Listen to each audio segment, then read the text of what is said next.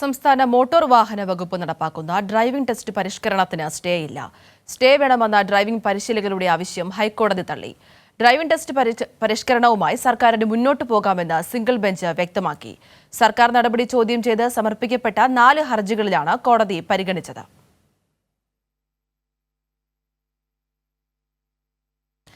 Driving test പരിഷ്കരണത്തിന് 2ാം ദിവസവും പ്രതിഷേധം തുടർന്ന സംയുക്ത സമരസമിതി. ഇന്നും ഡ്രൈവിംഗ് ടെസ്റ്റുകൾ നടന്നില്ല.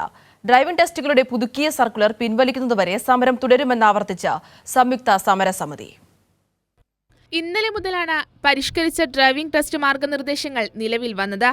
എന്നാൽ ഡ്രൈവിംഗ് സ്കൂൾ ഉടമകളുടെയും സംഘടനകളുടെയും നേതൃത്വത്തിൽ നടക്കുന്ന സമരത്തെ തുടർന്ന് ഡ്രൈവിംഗ് ടെസ്റ്റുകൾ നിലയ്ക്കുന്ന സാഹചര്യമാണ്.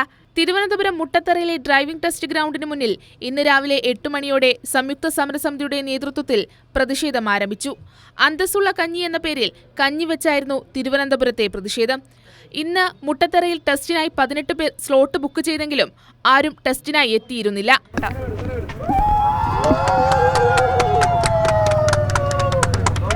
അതേസമയം ഡ്രൈവിംഗ് ടെസ്റ്റ് പരിഷ്കരണത്തിന് സ്റ്റേ അനുവദിക്കണമെന്ന ഡ്രൈവിംഗ് പരിശീലകരുടെ ആവശ്യം തള്ളിയ കോടതി നടപടി മോട്ടോർ വാഹന വകുപ്പ് തെറ്റായ വിവരങ്ങൾ കൈമാറിയതുകൊണ്ടാണെന്നും സർക്കുലർ പിൻവലിക്കുന്നതുവരെ സമരം തുടരുമെന്നും all Kerala driving school workers union CITU Thiruvananthapuram ജില്ലാ പ്രസിഡന്റ് സുജിത് കുമാർ പറഞ്ഞു.